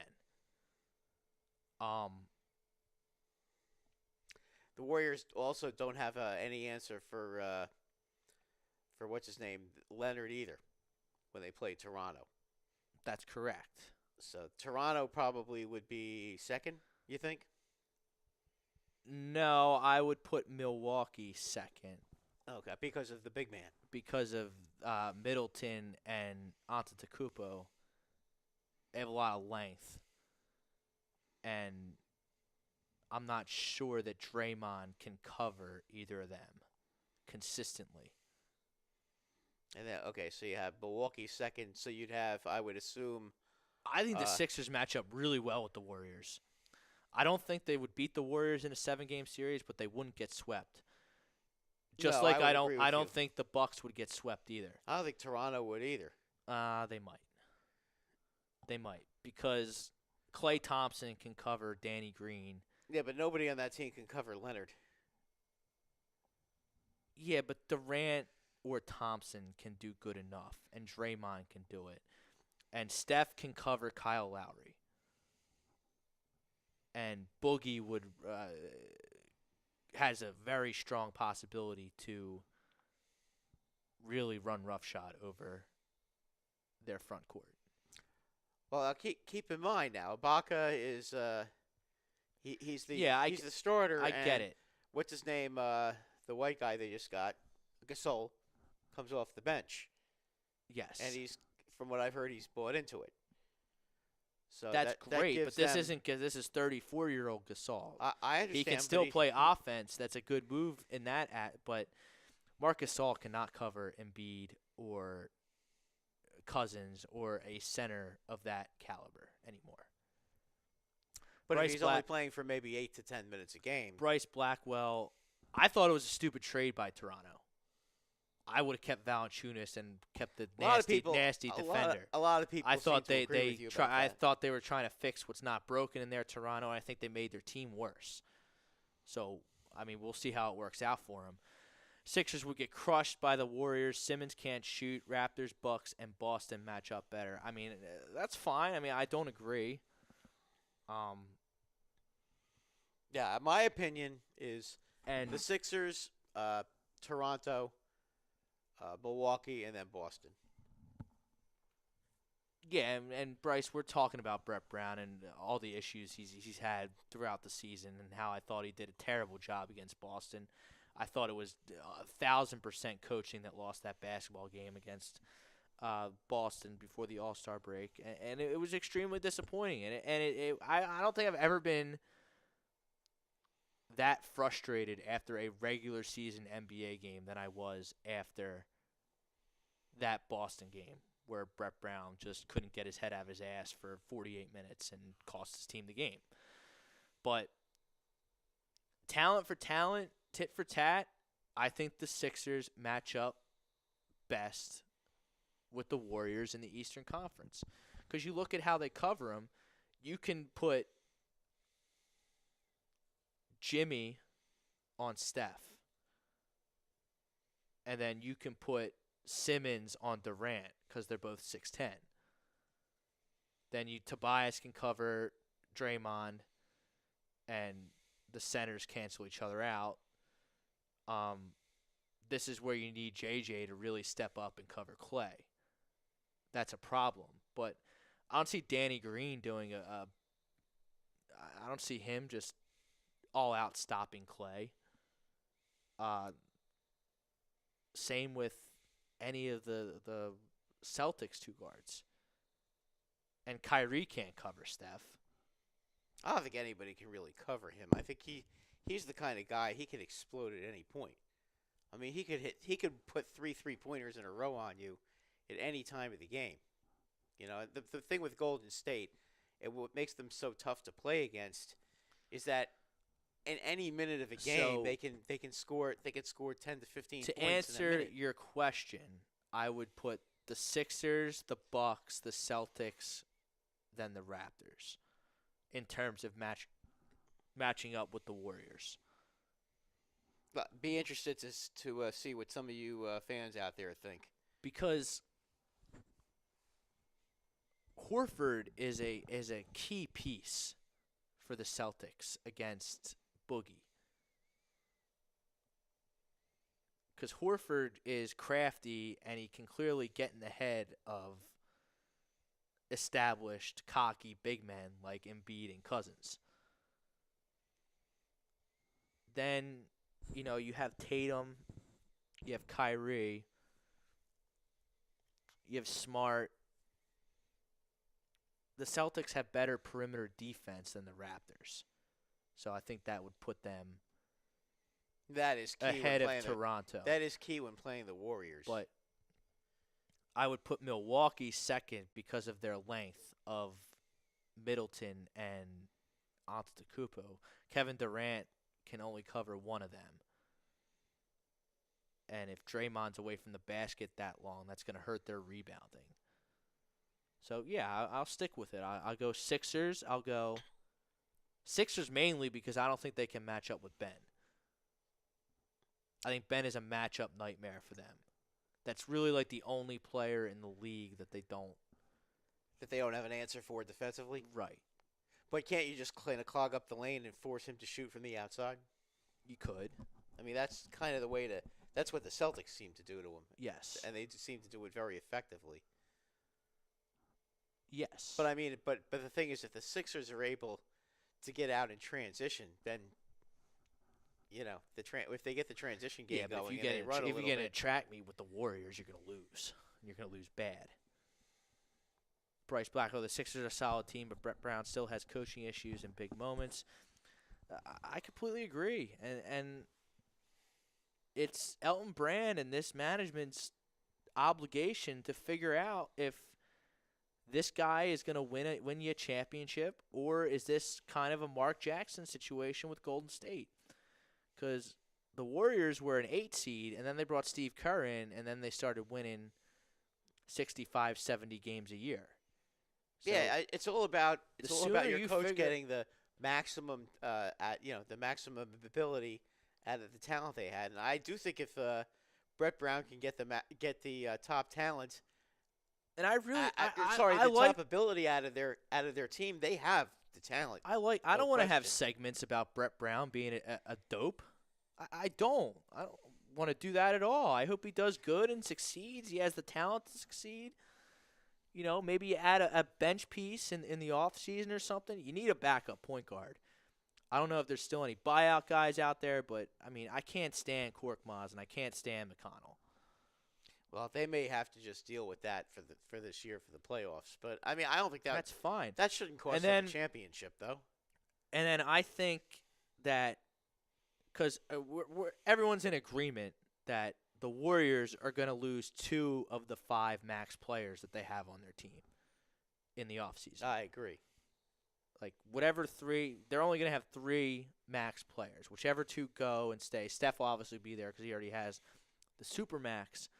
But if they only have 3 and their bench really isn't that good, it's kind of old and washed up with Iguodala and Livingston, and they didn't get any buyout guys they were rumored to get either, like the Sixers. And then the West, parity's coming back to the NBA. And the Sixers are going to be one of the favorites to back in the mix. Like you're going to have you're going to go from a guaranteed champion in the Warriors to, the Sixers, the Bucks, the Raptors, the Celtics. Well, the Raptors might not even be in it because they might lose Kawhi. But the West, you're going to have teams like the Lakers, depending what they do. The Thunder, who have Paul George and Russell Westbrook. Where does Kawhi go? That's going to be a very. He could go to the Lakers. He sounds like he wants to go to the Lakers or the Clippers.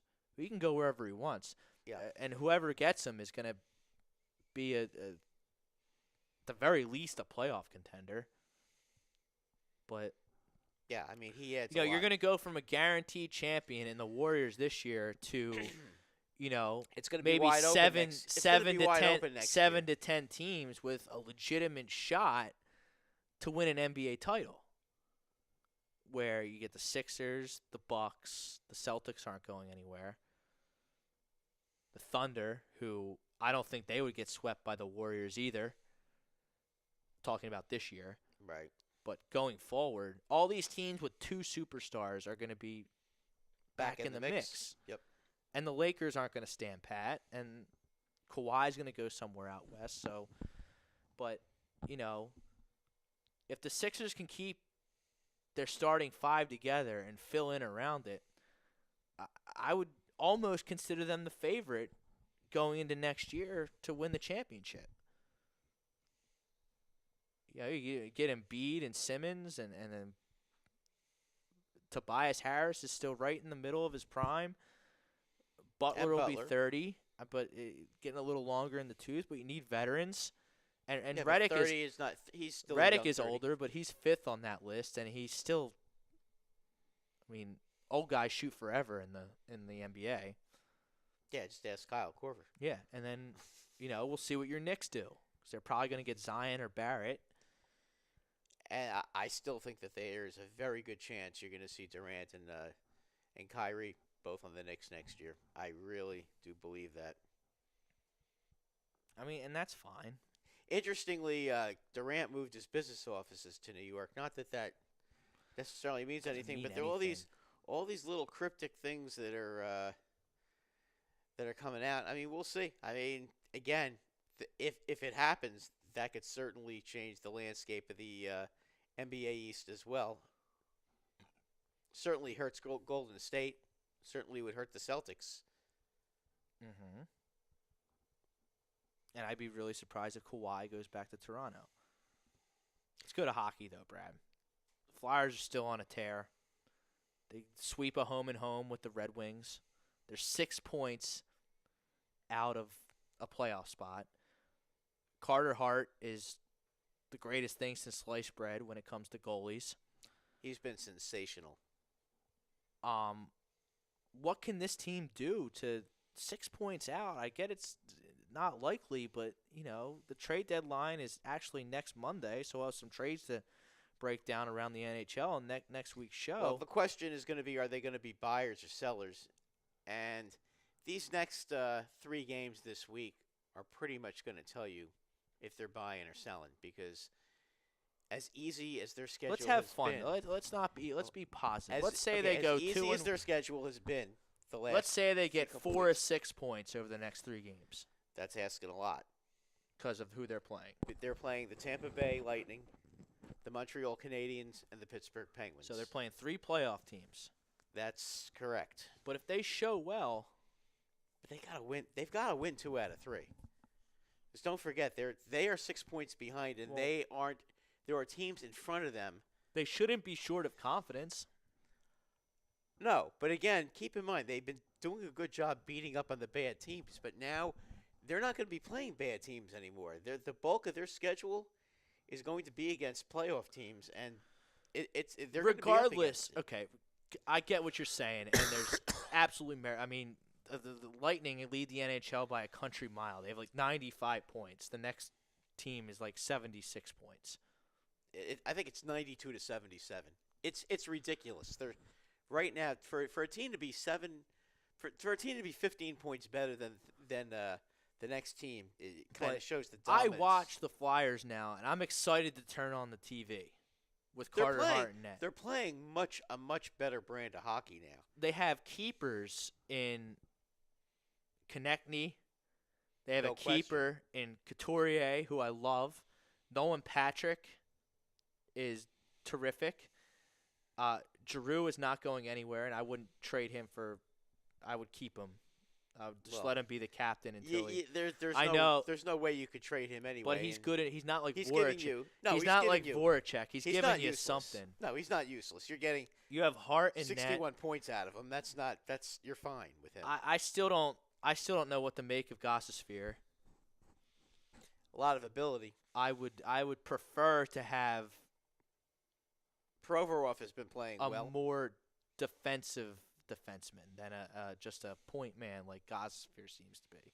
Provorov is a keeper, so I mean I'm seeing a lot, and The coaching change is missing definitely. The coaching change is definitely. That's another helped. thing. They seem to be playing a lot more disciplined defensively. They're not taking as many. What do you think the stupid chances penalties. are he gets the job? Scott Gordon. You got to give him the job. I mean, the players are playing well. The team has played well, whether they make the playoffs or not. Okay, when he got them, they were so far behind. Yeah. For them to even be in the discussion, just tells you what a great job he's done. And it's not just Carter Hart; they're playing better defense around him. Okay, and they're beating teams they're supposed to beat. And before this coach came in, not the case. they were losing to bad teams, and there was no excuse for some of the games they were losing. I guess the question is going to be, and there's a couple of guys that you have to wonder. Wayne Simmons, he's going to be a free agent at the end of the season. You know, if the Flyers aren't planning to re-sign him, do you trade him? And do the Flyers buy and sell? Do they go out and trade Simmons, get a first round pick, because they can no question go out there and get a first round pick for him, and then maybe trade their own first pick and try to find somebody that they feel is going to help them. It's just frustrating because Thursday, December 27th to Tuesday, January 8th, they got 0 points, and they had 1, 2, 3, 4, 5, 6, 7, 8 games. So they went 8 games without getting any points. I mean, They lost 8 in a row. I mean, It's hard. It's They hard did to get make up. points because some of them were overtime losses, Okay. so I shouldn't say that. Okay, but they were winless in 8. So I mean that's part of it though, and the other part of it is that the East this year is beastly. The East is a lot better than the West. If the Flyers were in the West right now, They'd be in the playoffs. they'd be if they're not in, they're like one. They'd be like they'd 1 be in. point. The second wild card only has 60 points, I think. and the is Flyers have 63 Minnesota. points. They're 6th in the Metropolitan. Okay, yeah, exactly. Look at Tampa Bay putting it on Columbus tonight, 5-0. 12 minutes to go in the third. That's who you're going to be playing against tomorrow, and maybe they'll get tired because they're scoring too much tonight. Well, I mean, But Tampa I like Bay that is- we're catching them on the second end of a back-to-back. This is true. So Tampa Bay is maybe Tampa there's Bay hope. is they're just an offensive machine right now. But if you take a look at their schedule, they really are going to be up against it. They're going to be playing teams with better records than them. So Here, I have it right here. they're going to have to How many step games up. are left? Probably about 22, 23. 20 games left. 20? Okay. Tampa Bay, Montreal, Pittsburgh. 2 of those 3 games are at home, though. Buffalo. Who's been a little off lately? They lost to the Devils and the Rangers this weekend, by the way. Then you're on the road for 3 straight. Columbus, the Devils, and the Islanders, who are Playing incredible hockey right now. I don't think anybody saw that coming after them losing No. Tavares. Barry Trotz, by the way, if he's not the coach of the year, I guess the guy in Calgary is. But I mean, between what Barry Trotz has done with the Islanders, especially when you consider A, they had the worst defense in the league last year, and B, The they Islanders, lost John Tavares. they weren't any good at all last year. Well, they could score last year, but they gave up the most goals in Right, in that the was your NHL daily last hockey year. bet. Was The over Island- every game. Every Islanders. This game, year, yeah. they have the best defense in the NHL. Well, okay, that's and- a clear indication that they have improved coaching.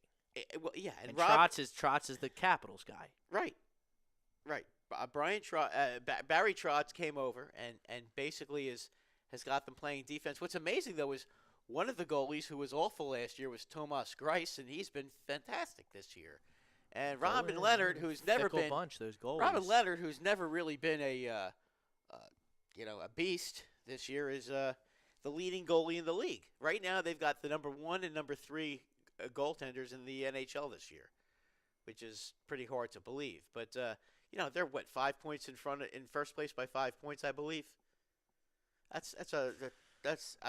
Yes, they are ahead of Washington, 35-17 and 6 records for 76 points. The Capitals are 32-20 with 7 overtime losses for 71 points. Yeah, the Capitals lost a shocker last night. The West, the Calgary Flames are the other real shocking team. If you would have told me at the beginning of the season Calgary would be ahead of San Jose right now, I would have been probably holding my side laughing. But it's Most points in the Western Conference It's not as a of la- right now. not a laughing matter. 79 points. Yeah, San Jose is second with 77, and the Winnipeg Jets, which should be no surprise, leading. How about the Knights, Brad? I see them here. They're 3rd in the Pacific. Are they? Did they kind of run out of steam from last year? Are they factors No, they out got there? off to a terrible start this year, and then they came roaring back. They're a factor because their goaltending is very good. Okay, and they still have Fleury, and the bottom line with them is they're still a good defensive hockey team. They can score. I do think that they need to add another defenseman. I'd like to see them get another scorer on the team. They'll be in the market to try Now, to improve. So we'll see where As that the goes. casual hockey fan that I am, I'm looking at the last place team in the Central, the Chicago Blackhawks, and the last place They're team surging, in the though. Pacific. The Blackhawks are surging. Right, but the Flyers are surging too, and they're still probably not going to make the But playoffs. the difference is the Blackhawks the Blackhawks are only 3 points out of the playoffs. Who's in complete sell mode, where I can Oh, maybe the steal Kings. someone good? The Kings, The Kings, absolutely. and then I don't understand how the Edmonton Oilers can never figure it out with the best player. Because Peter Chiarelli made some incredibly bad trades. That's part of the problem. And Darnell Nurse, who was supposed to be one of the top defensemen in the NHL, has really not played well this year at all. He's been terrible. A lot of, between, you would think with guys like Draisaitl and McDavid and Ryan Nugent-Hopkins that team would be perennially in there, and they're not. And they've been weak in goal. They finally traded Cam Talbot to the Flyers, which that's an interesting trade, trading Cam Talbot for Stolarz. I don't know how they ruined Talbot. When they got Talbot from the Rangers, Talbot was really Weren't they playing in the well. Western Conference Finals? They were in the 2 years ago? They were in the conference finals 2 years ago. And it's just completely fallen apart for them the last 2 years. Just don't understand how that could happen with that team, with all the great players they have on that team. But they made a lot of really dumb trades. So we'll see how that goes with them. I would expect that they're in buy mode, but the team that's going to be completely selling out is the Kings. Everybody's for sale there. I think the New York Rangers are going to be selling guys. I think you're going to see Zuccarello. I've said it last week, and I'm going to say it this but I would week. highly doubt that the Rangers, Hayes, and Adam McQuaid, I think, are all going to be gone. Yeah, but Brett, I would highly doubt that the Rangers are going to give anything of value to the Flyers, a division rival. You give them a first-round draft pick, they'll do whatever whatever needs to be done. But do I want to give up a first-round draft pick if I'm the Flyers right now? For who? Who are we talking about? I don't know. The three guys you just mentioned. Do you need a center? The Flyers need everything. I'm not a hockey guy I think like the Flyers, you guys I and, think the, the and Flyers, the hockey happy hour guys. I think the Flyers need a defenseman. I watch the Flyers, and I like what I see for the most part. I still think Voracek stinks, and I think that the garbage man like Simmons, I think, you need a little more. Like, Simmons is just a garbage man, I agree with you, I but think I don't that think, era I don't think of that a guy Zuccarello, just being a garbage man, I think that day is dead in the NHL. I don't think Zuccarello and Hayes are the guys you need. I think if you're going to make a trade, if the Flyers are going to make a trade and get a big gun in there, I think they need a big gun that's a defenseman who can clear the front of the net and add a little sandpaper back there. Right, because you have Gostisbehere, who's an offensive defenseman. Yeah, he's kind of sissy-like, and so is Provorov. These guys aren't nasty. Yeah, but Provorov he's got the bot. I don't know why he's regressed so much. I don't know hockey like that to be able to tell you that. But He's not good enough in his own end. And Gudas hits, but he's just not good. They need a defenseman who hits and is a rough, tough defenseman. I mean, is there anyone on the Rangers or the Kings that would fit that mold? Well, the guy that was on the Kings was Muzzin, and the Toronto already got him. And that's going to be – I feel like that's going to be a theme I think Anaheim, leading into the deadline. I think Anaheim's got some defensemen that you could go after. I think Anaheim's going to be selling. Anaheim just looks like – But I need a guy – if I'm trading for a team. guy on the Flyers, I'm not looking for like a one-year fix. I need a guy who's going to be with the team for the next, 3-4 years and be a guy, especially if I'm giving up a first-round pick. Because I don't care if the Flyers make the playoffs this year, they're not winning the cup or doing anything in the. The one defenseman on Anaheim who's really good, who I think they might be shopping. What is it? Who's the top defenseman on Anaheim now? I just drew a blank. He was picked in 2010, right before the Rangers picked McElrath. Now I'm drawing a blank now. Cam Fowler. Cam Fowler. Thank you. That's your guy. I mean, if the Flyers want to try to get a defenseman, I would think that the Anaheim Ducks would be thinking about trading Cam Fowler right now, because the Ducks right now are they're a garbage dumpster right now. They're that'd be awesome. I mean, 27 years old. That's the kind of guy they need. He's only got 12 points though. Yeah, but he's rough and tough, and he can't. The Ducks can't score. That's 90% of the problem. The Ducks are not scoring this year. That's a guy who you should go out and be in full throttle. Yeah, take a look at some of his past years. Cam Fowler is a big time defenseman. He's a minus 14 on his year. He's a minus 50 in his career. Yeah, but he's a big time defenseman. I mean, that's the kind of player. That's the kind of player the Flyers should be looking for. He throws his weight around. He can play tough. I believe he's got another 2 years to go in his contract, too. So 17, 18, 8 goals, 24 assists for 32 points, That's not 11, bad. 28, 39 points. that's not bad either. I mean, Okay. he's a puck mover. And he's tough. And I totally agree with you. And he Watch can- the you know, team. he's They a guy- need a defenseman. He's the kind of guy. He'll drop his gloves too. I mean, he's a tough player. That's the kind of guy the Flyers need. Now, what Anaheim would want for him? I think Anaheim's got to trade him. I think Anaheim's got to make some moves. They're done as far as the playoffs this year. They can't score. They've been awful for the second half of the season. I think that team's going to be in full sell mode. If I'm the Flyers, that's the kind of player that I would be all over. As far as the Rangers guys, the Rangers guys don't fit for the Flyers. The Rangers guys basically fit for the Nashville Predators, the Winnipeg Jets. Those are two teams that I could definitely see the Rangers doing business with. The Flyers, it's not a fit. The Flyers can score. They can. Getting more offense would be silly. You're not going to trade a first round pick so you can score more goals. You're scoring enough goals. You want to get somebody out there who's going to protect Carter Hart. Somebody gets in front of that net. Besides for Radko Gudas, because Radko Gudas is just not good enough. As far as playing the tough game. Every time he drops his gloves, he gets beat up. It's a bad look. I mean, I think they can do better than that. That's where I would go if I'm the Flyers. McQuaid is still a pretty good defenseman, but he's slow now. He's old and he's slow, and while he can upgrade a team, he's more of a what would you call it? A third pair defenseman? Would you call that accurate, Frank? He's more of a third pair defenseman. He's not a top pairing, and I mean with the Rangers, he's a top pairing because the Rangers' defense is pathetic, but. That's the kind. Cam Fowler is the kind of guy the Flyers really need to get. That would be if you're not getting him, that would be the type of player they could get. And look, Darnell Nurse is the kind of guy who's underachieved with the Oilers, but kind of likes to play the physical game. Perhaps he's another one. The Oilers have been making some pretty stupid trades lately. Maybe he's one that the Flyers might want to consider too. That's where I would go if I were them. But there, as far as trades, I think the Pittsburgh Penguins need to make a trade. I don't think right now they're good enough to win the Stanley Cup.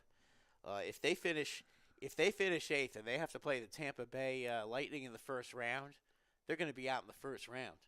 Well, it seems like whoever plays Tampa. Well, right now, the Penguins are going to be playing Tampa in the first round, and you know what? I wouldn't bet on the Penguins to beat Tampa anymore. Tampa has too many scores. I mean, I think Kucherov has 94 points right now. They're a good team. Yeah. Oh, Braden Point has 30 goals, 35 goals, something like that.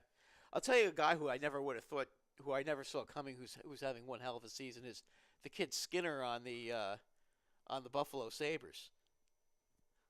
I mean, he's got 36 goals, and is he the same guy that played for Carolina all those years? Yes. Yeah, now all of a sudden he goes to Buffalo. Yeah. He's playing with Jack Eichel. Coaching and scheme. Well, it's also playing with Jack Eichel, too.